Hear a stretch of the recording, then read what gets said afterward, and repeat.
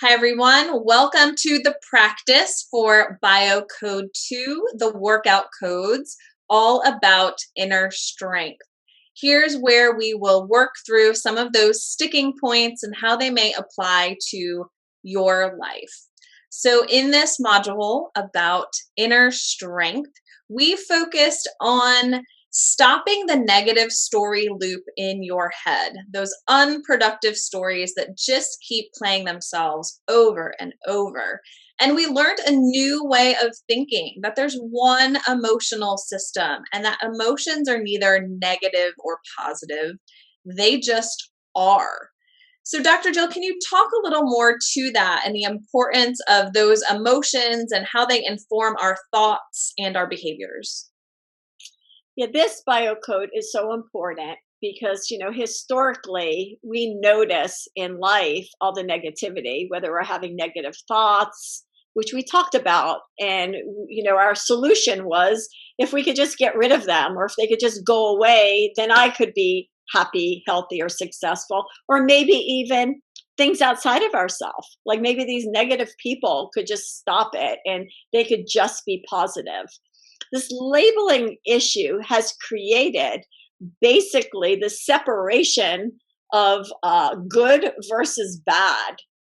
With this biocode, it's so kind and so forgiving because if we take it back to the workout example and we think about the muscle and we think about the muscle as strong and we think about the same exact muscle in a weaker state, if the muscle is in a weaker state, we work on it, we encourage it, we help it to get stronger. This new way of thinking is not only kinder to yourself, so you could have more empathy and compassion and patience with yourself while you're learning this, but it's also kinder as you think about other people. Instead of thinking about other people as negative or mean, to think about them having moments of weakness and think to yourself, how could I help? How could I add to the situation as opposed to be critical or judgmental or blaming of the other person? So, this new way of thinking is so helpful. It helps us to stop our own stories in our head. It helps us to build the emotional muscles that need exercising because we know we can't get rid of an emotion, but we can now strengthen one. And it helps us to be kinder, more compassionate towards other people who are struggling in moments, even if it shows up as rudeness or meanness, to see it as an inherent weakness because of this missing skill set is such a better way of living our life and interacting with other people. So, another sticking point is dwelling on those weak emotional words. And sometimes we have negotiations with the stories in our heads and just feed into one weaker emotional word with another one. So, I think that's why the biocode system is so beneficial with this observe, stop, label, and practice the opposite. How can people work through uh, those negative stories that talk to each other if that's a real challenge that is keeping them stuck? That is a challenge, and it definitely does take some practice. But if we understand that we're trying to get to the root emotion, the original motion, that like the muscle that needs to be strengthened. In order to get that, we got to catch that story. We got to catch it and find out what's that one word. What's that one word of how it's making us feel? The magic of Biocode 2 and why it works so well is because it's always the exact opposite word. Always the exact opposite word. That's the emotion in that individual that needs strengthening.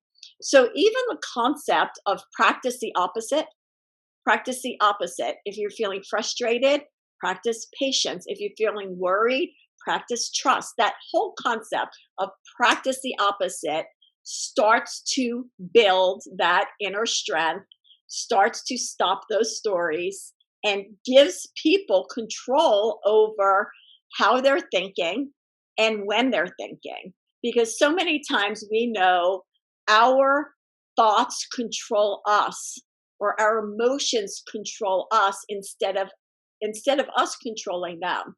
So we want to be in control of our life, then we have to start taking control of our thoughts and taking inventory to what's happening, how long it's happening, and how to start to control that and catch that. The longer these stories linger, the more we talk to them, like you were just talking about, how, stories talking to stories, stories talking to stories. The longer they linger, the weaker we get.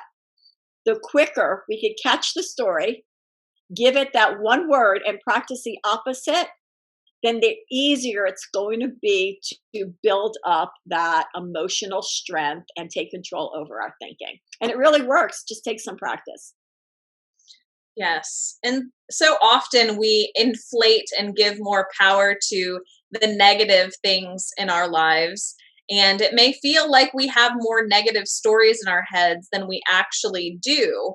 And something we've noticed in this work is that some of the negative stories usually just apply themselves in various places. So if you find that weaker emotion that needs strengthening, and you strengthen it in one place, often there's a benefit of seeing it strengthen in other places. Can you talk a little bit more to that, Dr. Jill? Certainly, we all feel weak emotions here and there, but often there's a dominant one or two.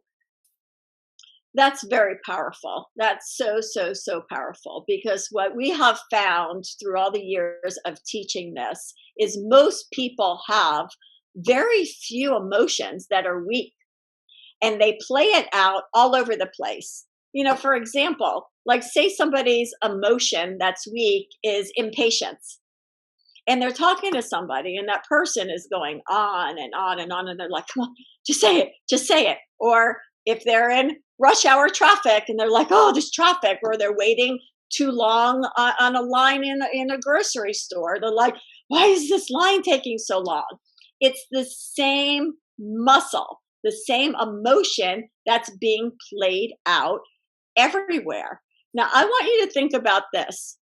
If 20%, only 20% of your emotions, of all the emotions, go weak, which is a very limited amount of emotions. If 80% of you is strong, and you always fold in the same 20% weak emotions every single time, you start to do this work and you start strengthening that 20%, what happens is you go up to the top 80% of the world.